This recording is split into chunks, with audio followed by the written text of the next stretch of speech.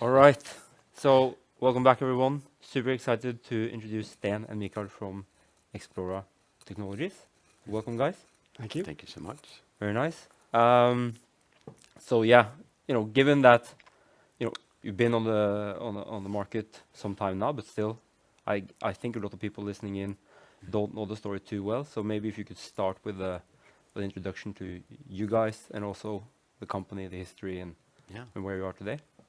excellent.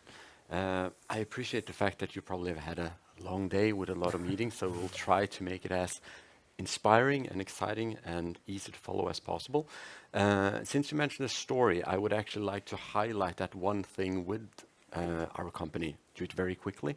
But there's created so much technology, so many new things, software, hardware, whatever have you, and sometimes it can be even confusing to understand what is actually this piece of technology helping with, how does it make the world better, what issue does it actually solve. And when it comes to Xplora, my background as a founder was actually from the technology industry, worked there for 25 years, from the telco industry, from the tech industry in general. I'm 45 and have 4 kids. And I had this terrible experience some years ago that I lost my son at a shopping mall, CC West shopping mall here in Oslo. He was away for what felt like forever, almost 30 minutes. And with that experience, I didn't tell my wife before many weeks later, months actually. However, with my background from technology, in particular the telco industry, I saw that first of all, we have a huge booming trend coming when it comes to wearable technology. Plus, secondly, there is an increasing pain point for parents in order to be able to reach their kids without having to give them a smartphone. So I was thinking if we are able to capitalize on this huge wearable trend and really use technology to pinpoint two strong pain point for parents being able to reach their kids, and by using technology to increase activity level from kid to avoid having smartphones, tablets, and use of internet and everything, that had to be a valuable proposition to provide the parents. So that was really the introduction of the product that in short made us develop a smartwatch for kids, where we allowed it to be a phone, but we took away all the features from a smartphone that is not really appropriate for kids. Internet, social media, and all that thing that kids really shouldn't have. But allowing the parents to call the kids, see the location, do very few things for the appropriate age group, 4 to 11. Yeah. All right. You know, it's kind of a lot of things we're going to try to get through here, but for some people it will be like simple product. How do I know that I can't like find a low cost alternative somewhere? Can you maybe talk a bit like about the, can I call it the ecosystem approach, like the software, the apps, kind of how you make this more about the software subscription and the experience than just like being a hardware company? I think that's a very important point, and Michael can elaborate a little bit later on the financial side of it. But we saw very early that this is really not a hardware strategy. We more so looked at the watch itself as an enabler to potentially deliver a lot of very, very profitable services. So look at the watch itself as a Trojan horse to get the relationship with the customer, because the parent need to buy some kind of appropriate phone. But since it's a phone, it actually has to have a SIM card. And a SIM card allows us to have super high profitable recurring services from that SIM card. On top of that, you can actually add additional recurring premium services. So when we started to develop our platform, we looked at this as we could add a kid's watch, but actually the whole platform could be quite hardware agnostic. And we are now seeing a huge growth in the whole family IoT space, connecting more and more and more product into the family, from kids to seniors to pets to bikes and a lot of product. We build the hardware or the platform hardware agnostic. We focus really hard to drive growth in the kids wearable sector, but in theory we can grow into multiple categories. All the value lays within the platform and the services we put on top of it. Still, we have delivered more than 800,000 watches to the market, and now already have more than 140,000 paying subscribers per month on our SIM card. Yeah. Yeah, it's quite exciting. It's quite exciting. I think, one of the most mature markets is for you guys, or not mature, it's not finished, not like peak, but you come a long way in Norway. And Norway is one of the markets where if you go into a retailer, I just see there are not only, people asking for Xplora watches, but there are even accessories that other companies seems like they've made for your watches. I think that's often the, bullish sign when a company have other companies, betting their business on your business. I think it's a good sign. But could you maybe talk a bit to the people that don't know you too well about the journey you've been through in Norway and kind of what has enabled that and how far away are you from kind of achieving that in other markets? And are there any inherent, structural reasons why it shouldn't be possible in other markets in the US, this big European markets? You have a good relationship with some operators in Germany, for instance. Just, maybe Norway is a good way to understand. Norway the model. is a very good example, and today we have close to 1 in 5 children in the age group 4 to 10 that are subscribers on our service as SIM customers. We also have the longest track record in Norway. We started out with a partner in Norway very early. What we're seeing is that we have a very similar go-to-market strategy in all markets we enter into. We enter through online channels in the initial stages, testing the market, getting ratings. We use that experience for the next level, going into retail stores, which want products that are popular, that have high ratings. Educate those channels, work with those channels. Takes time to get the momentum going.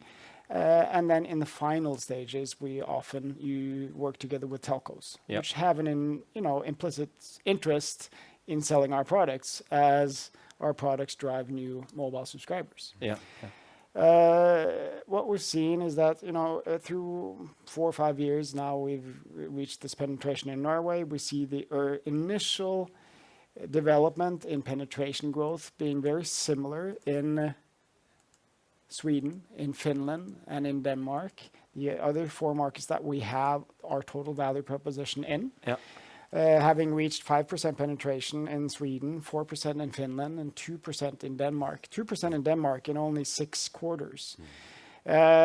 So it seems like we found a go-to-market strategy and go-to-market model that works in several other markets. And on that background, we are now going to copy that model, having it now over the next few quarters, introducing our SIM services in Germany, in the UK, in the US, in France, and really just copying what we already do.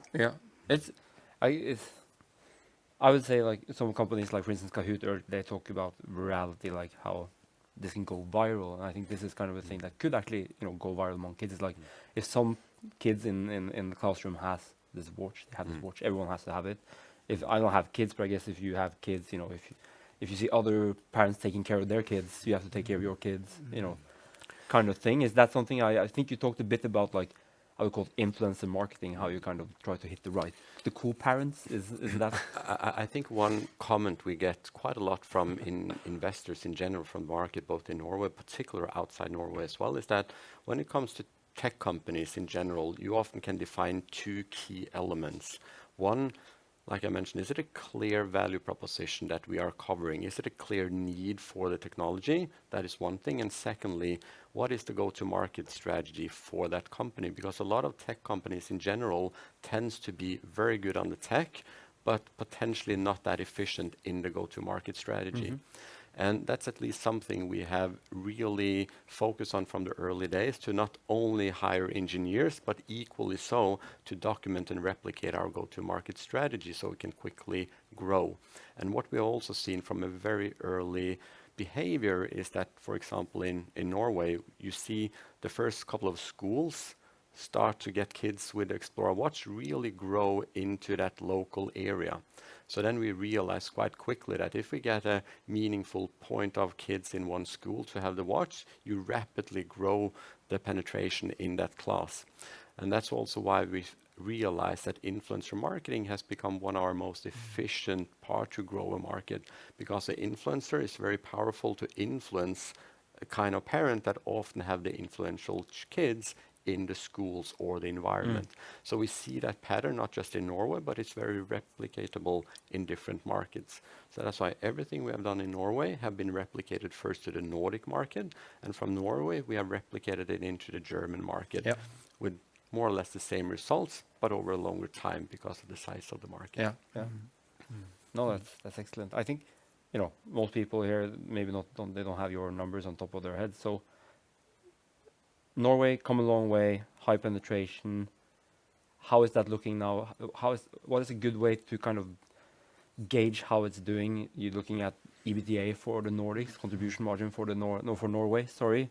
How much revenues is subscription versus hardware in Norway, just like is to see how the rest of the business should develop over time? Or do you think also Norway is not where it should be in terms of maybe over time being more subscription, less hardware dependent?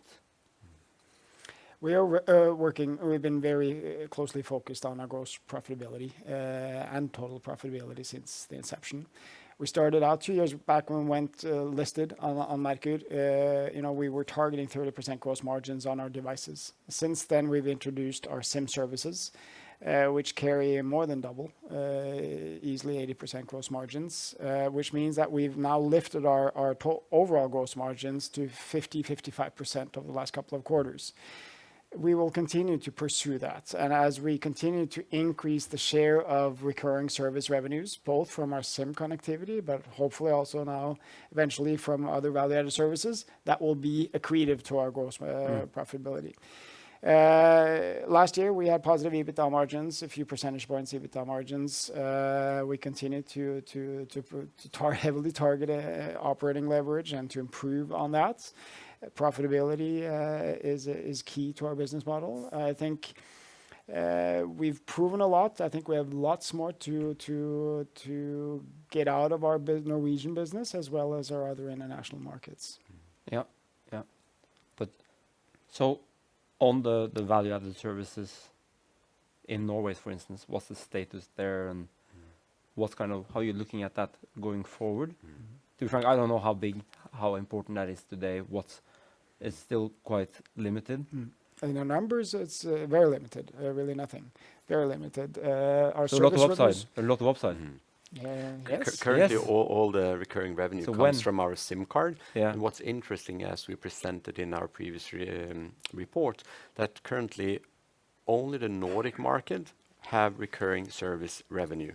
So right now we have 140,000 paying subscribers that only comes from the Nordic market.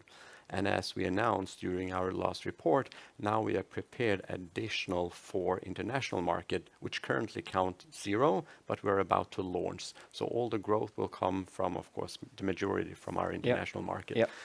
And then we add recurring premium services on top of that, because what we have seen is the best introduction to add additional service revenue is to do that at the same time you're already activating your SIM card. You're buying the watch, you're activating a SIM card because you have to.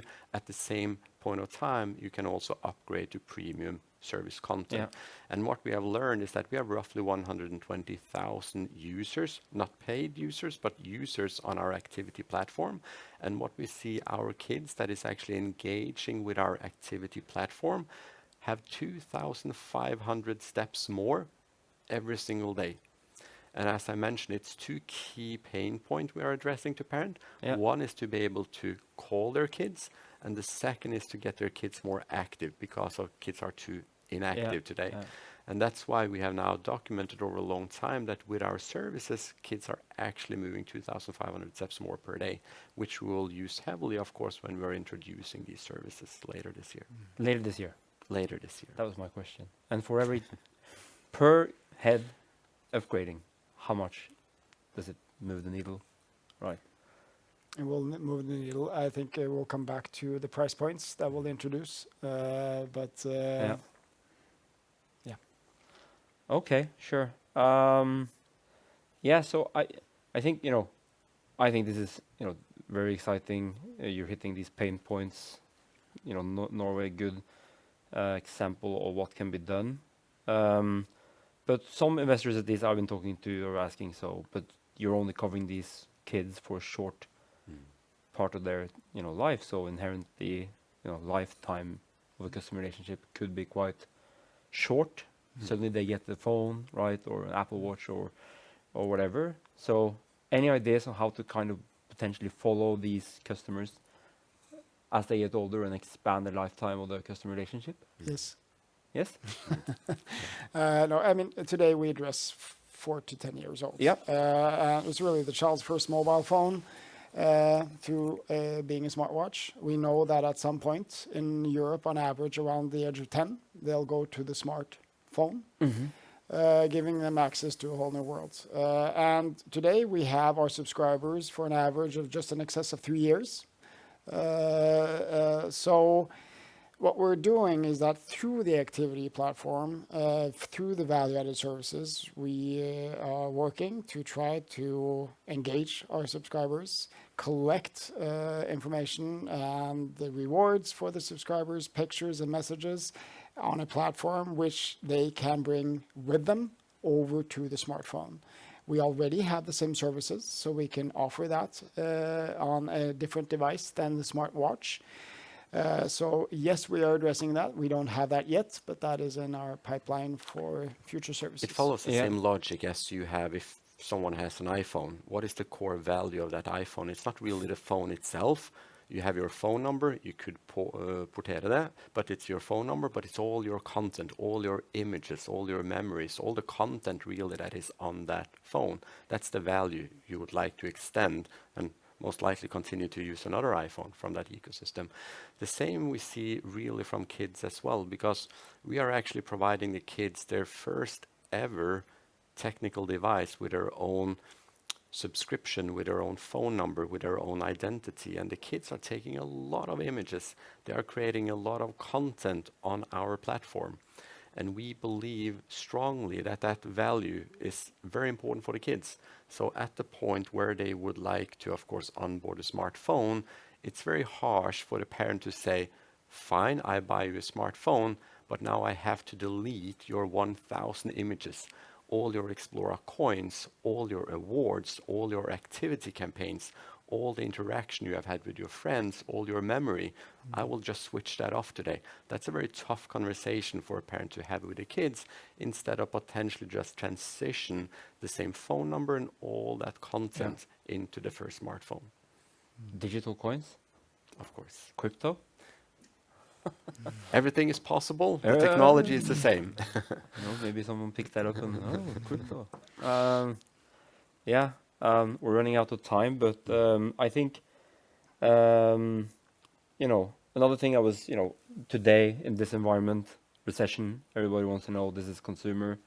Maybe these are more affluent people, or, you seeing any tendencies yet? Or it's still going strong? Some headwinds already. Retailers saying, no, we don't need as much. You heard Airthings, also consumer talking about some retailers telling them, we need to build down inventories a bit, but still seeing end demand going strong. Is that what you're seeing as well, or is it just super duper nice? I don't know what you said that you're, No, after Q2, I mean, we started the year on a slightly weaker note, and we announced that. We saw an improving trend in our underlying sales in Q2 versus Q1. And that seems to hold up okay during the current quarter that we're in. We are, as everybody else, I mean, we're seeing headwinds of all different types. But we have products that have, let's say, price points that address, in many markets, a broader share of the public. And we are trying to use that as tools, and have also SIM connectivity services that are, significantly more attractive than the price points that you see for smartphones. Have you played with and as a final question, I'm a technology enthusiast, and I wear this Whoop band for tracking my health and my heart rate and my breathing, etc. They have this thing where you get the hardware for free if you subscribe to the value-added services, in your case, the SIM, etc. Have you played with that as kind of a go-to-market in terms of just giving people, the kids, the hardware, and then they have to subscribe for 2 years? That kind of thing. I think our DNA is often about testing, and that's why it's sometimes difficult to address and communicate with the market, because then you have to make one statement, and that's the only thing you can do. However, what's important for a tech company is to have the ability to test, and testing price point is a very important thing, and we have seen the price point is of course sensitive. If we can use our SIM subscription to subsidize the hardware, it has worked for many years with phones, and it works as good with our product. Yeah. But as Mikael is saying, that still we have seen a very strong growth even without subsidizing the product and having healthy margin on our hardware. But that's also why we have said, for us as a company, as a tool, it's important to have that alternative, that we actually can use price subsidy on the hardware because we make so good margin on the software and the services. Yeah. Currently, we haven't had need to use it, but we can if we see further change in the market. Yeah. All right. I see we're 3 minutes past. So thank you very much, guys. It's super exciting, and thanks everyone for listening in. Thank you. Thank you so much.